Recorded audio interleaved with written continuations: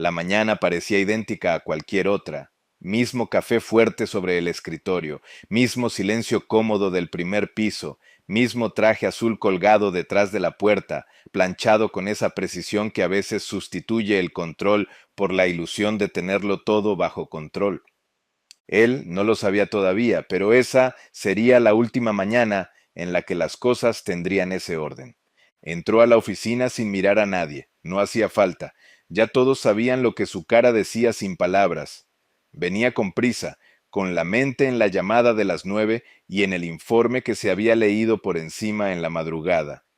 El equipo esperaba instrucciones, como siempre, pero cuando encendió la pantalla, algo lo detuvo. No fue el número, no fue el correo, fue el silencio. Un silencio denso, distinto, como si el aire de repente estuviera cargado, con algo que no se puede explicar, pero que te atraviesa el pecho como si lo supieras de antemano.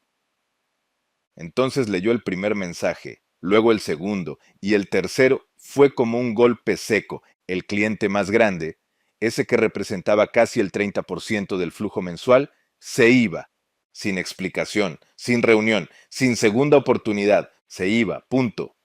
Y él sintió algo que no estaba acostumbrado a sentir. No era rabia, no era frustración, era vacío. Un vacío que no se llena con una reunión de emergencia ni con un todo está bajo control, lanzado al aire para que suene a verdad. Por primera vez en años, no tenía claro qué decirle a su equipo. Y ahí, justo ahí, comenzó la historia que nunca pensó que iba a vivir. Porque uno no se convierte en estratega cuando todo va bien. Uno se convierte en estratega cuando el piso se quiebra y no hay manual que te diga qué hacer con la vergüenza de fallar, cuando todos te miran esperando que no lo hagas, ¿no? Pero aún no lo sabía. Aún no sabía que esa mañana, la mañana en que perdió lo más importante para la empresa, iba a ser también la mañana en la que, sin darse cuenta, empezaría a recuperarse a sí mismo. Y eso, amigo mío, es algo que nunca se pone en los reportes. Él no siempre fue así. Hubo un tiempo, no tan lejano, en el que cada victoria se sentía como una extensión de su visión. Cerraba tratos con una mezcla de elegancia y presión quirúrgica.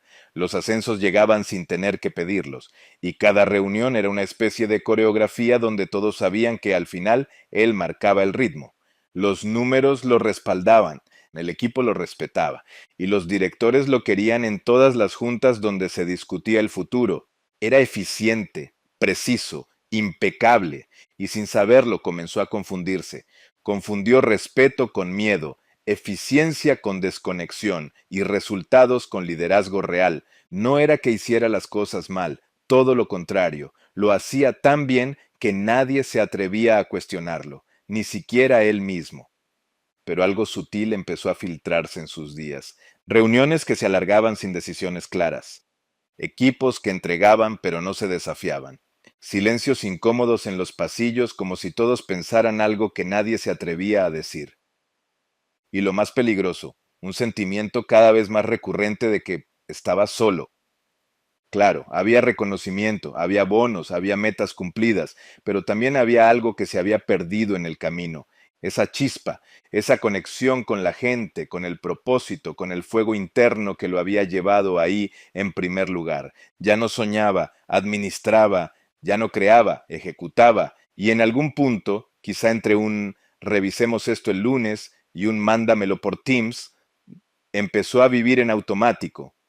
Con los años se había convertido en lo que tanto había jurado que nunca sería, un líder brillante por fuera y vacío por dentro, pero nadie se daba cuenta, porque el éxito tiene esa maldita habilidad de esconder las grietas hasta que es demasiado tarde, y eso, justo eso, fue lo que no vio venir.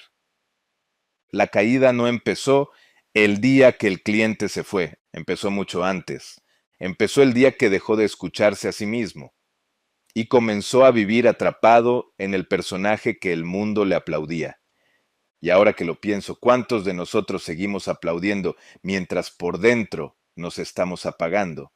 Durante años creyó que estaba ganando, porque todo parecía indicar que así era. Las metas se cumplían, los informes llegaban con gráficas ascendentes, los correos decían felicidades y los reconocimientos decoraban su escritorio como medallas en la guerra del ego. pero en realidad no estaba ganando, no, estaba sobreviviendo, y nadie le había enseñado la diferencia. Había caído en una trampa muy común entre los que lo logran. La trampa del alto desempeño que funciona como un disfraz perfecto, te mantiene ocupado, te da dopamina rápida y sobre todo te evita mirar hacia adentro, porque mientras más ocupado estás, menos preguntas te haces, ¿no? Mientras más resultados entregas, menos cuestionamientos recibes. Y mientras más reconocimiento externo acumulas, más difícil se vuelve aceptar que por dentro te estás volviendo irrelevante. No para la empresa, para ti. Ahí estaba él, sintiéndose poderoso en el PowerPoint, pero cada vez más débil cuando miraba su propia vida con los ojos del alma. ¿En qué momento el alto rendimiento se convirtió en una jaula? ¿En qué momento ser productivo reemplazó a ser sabio? ¿Y por qué nadie le dijo que el verdadero liderazgo no era mover al equipo, sino saber cuándo parar, cuándo mirar al frente y decir, esto ya no está funcionando? El problema no era que no supiera lo que hacía, era que lo sabía demasiado bien, se había vuelto experto en sostener lo insostenible, experto en brillar en medio del caos, mientras su propia claridad se desmoronaba detrás de cada sonrisa profesional. Y lo más triste es que nunca se detuvo a pensar que quizás, solo quizás, lo que necesitaba no era otro curso, otra reunión o un nuevo sistema de gestión. Lo que necesitaba era recordar por qué había empezado todo esto y recuperar esa parte de sí mismo que había enterrado bajo toneladas de éxito funcional, pero vacío. La parte que no sabía dar excusas, ni métricas, ni discursos, solo visión y una voz clara que dijera, yo estoy aquí para algo más que sobrevivir el calendario, y tú que estás escuchando esto, ¿cuántas veces te has aplaudido por estar ocupado cuando lo que en realidad necesitabas era estar despierto? Esa noche no durmió. Apagó el celular, cerró el portátil, se quitó la corbata y se quedó sentado frente a la ventana viendo cómo las luces de la ciudad titilaban como si quisieran decirle algo, pero no lograban hacerlo. No era tristeza, era otra cosa, era esa sensación brutal de no saber quién eres cuando ya no estás ganando, porque cuando todo va bien es fácil hablar de liderazgo, de visión, de cultura, pero cuando el agua te llega al cuello y el reflejo en el espejo te devuelve una mirada cansada, vacía, rota, ahí es cuando descubres de qué estás hecho en realidad.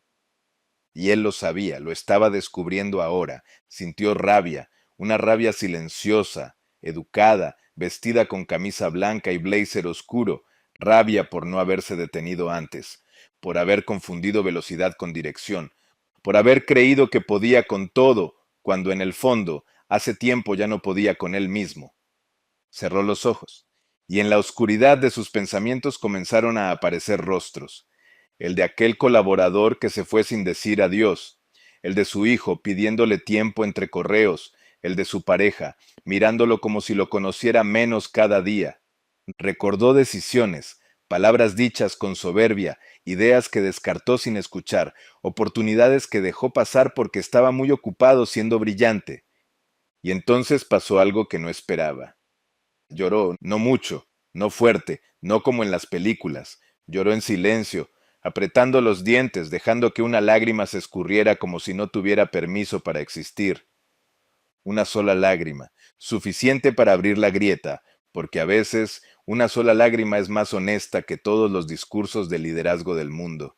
Y ahí, en esa vulnerabilidad sin público, sin filtros, sin méritos, entendió algo, que el verdadero poder no era la capacidad de sostenerlo todo, era la valentía de soltar lo que ya no tenía sentido, y lo que más dolía era admitir que muchas de las cosas que había sostenido durante años no eran por visión, eran por miedo. Miedo a no ser suficiente, miedo a no ser admirado, miedo a no saber quién sería si dejaba de ser el que resuelve. Pero ese miedo por primera vez no lo paralizó, lo reveló, y ahí, justo ahí, comenzó otra historia, una que todavía no tenía forma, una que nadie más podía escribir, excepto él. No fue en una sala de juntas, ni en una conferencia, ni en uno de esos cafés ejecutivos donde se habla de innovación con palabras que ya nadie siente. Fue en el lugar más simple, un parque, una banca de madera. Un domingo en la mañana en el que, por primera vez en mucho tiempo, salió sin el celular. Y ahí, mientras veía a unos niños correr detrás de una pelota, se sentó un hombre mayor. No se dijeron nada al principio, solo compartieron el silencio. El hombre sacó una libreta vieja de esas que ya casi nadie usa y empezó a escribir con letra temblorosa pero decidida. Él lo miró de reojo y sin pensarlo le dijo: ¿Qué escribe? El hombre sonrió sin levantar la vista. Mis errores, para no olvidarlos, respondió. ¿Y no le parece deprimente? Number Me parecería más deprimente olvidarlos y repetirlos. Hubo una pausa. De esas que no incomodan, sino que invitan. Entonces él preguntó: Usted fue líder. Fui muchas cosas, pero sobre todo fui aprendiz de mis propios fracasos. Cuando me creí invencible, me caí. Cuando aprendí a escuchar, empecé a liderar de verdad. ¿Escuchar a quién? A mí, a los que callaban, a los que no estaban en el Excel. Y entonces soltó una frase. Una que no venía de ningún libro, pero que llevaba la fuerza de toda una vida. El verdadero poder no está en mover a otros, sino en no mentirte a ti mismo mientras lo haces. Esa frase le cayó como una descarga eléctrica, porque en el fondo sabía que se había mentido muchas veces, se había dicho que era por el equipo, cuando era por miedo, que era por los resultados, cuando era por reconocimiento, que era por el futuro, cuando en realidad era para evitar mirar su presente. El hombre guardó la libreta, se levantó despacio y antes de irse le dijo: No necesitas que todo cambie, solo necesitas cambiar tú, y todo empezará a moverse. Y se fue, así sin nombre, sin tarjeta, sin promesa de volver, pero le dejó algo que no se podía medir, una grieta nueva, no de dolor, sino de claridad, y por primera vez en mucho tiempo él supo que estaba listo, listo para desaprender, listo para reconstruirse desde un lugar que no necesitaba aplausos, listo para dejar de liderar desde el deber y empezar a liderar desde el alma. No hubo música épica, no hubo anuncio en LinkedIn, no hubo foto con frase inspiradora, la reinvención no empezó con ruido, empezó en silencio. Comenzó con una libreta vacía sobre el escritorio y una pregunta que no se atrevía a escribir desde hacía años. ¿Quién quiero ser ahora que ya no tengo que demostrar nada? No sabía la respuesta, pero por primera vez en mucho tiempo estaba dispuesto a buscarla sin prisa. Cambió cosas pequeñas, dejó de responder correos después de las 7. Empezó a escuchar con atención cuando alguien hablaba en vez de preparar la siguiente frase en su cabeza. Se obligó a guardar silencio cuando normalmente impondría su opinión, y un día, casi sin darse cuenta, hizo algo que parecía insignificante, pero que para él lo cambió todo. Pidió ayuda, no por estrategia, no para delegar. Pidió ayuda porque sabía que solo no iba a llegar lejos y porque entendió que el verdadero liderazgo no es saber todas las respuestas, sino saber qué preguntas necesitas hacer. Habló con su equipo, pero esta vez no habló desde arriba, habló desde el lugar donde todos están al mismo nivel, el de la verdad. Dijo que había cometido errores, que había estado ausente, arrogante, reactivo, y no lo dijo esperando perdón, lo dijo porque necesitaba empezar limpio. Algunos se sorprendieron, otros dudaron, pero todos lo escucharon de una manera distinta, porque cuando un líder baja la guardia, el equipo levanta el corazón. A partir de ahí los cambios siguieron llegando. Empezó a soltar proyectos que no tenían alma, rediseñó procesos para que sirvieran a las personas y no al ego. Promovió a quienes desafiaban con respeto, no a quienes aplaudían con miedo. Se volvió más simple, más humano, más libre, y no porque hubiera encontrado la fórmula del éxito, sino porque por fin se había encontrado a sí mismo. Ya no necesitaba ocupar espacio, solo necesitaba ocupar su lugar.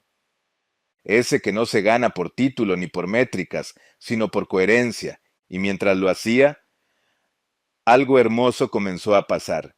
El equipo dejó de seguirlo y empezó a acompañarlo. Y esa diferencia, aunque no aparezca en los reportes trimestrales, vale más que cualquier resultado. El mundo seguía igual, las reuniones continuaban, los desafíos no habían desaparecido, y sin embargo, todo era distinto. Él ya no era el mismo, ¿no? Había dejado de liderar con el pecho inflado y la mandíbula apretada. Ahora caminaba más despacio, escuchaba más, preguntaba distinto. Ya no sentía la urgencia de impresionar, sentía la necesidad de conectar. Y fue entonces cuando descubrió algo que nunca le habían enseñado en la universidad, ni en los MBA, ni en los retiros de liderazgo disfrazados de experiencias.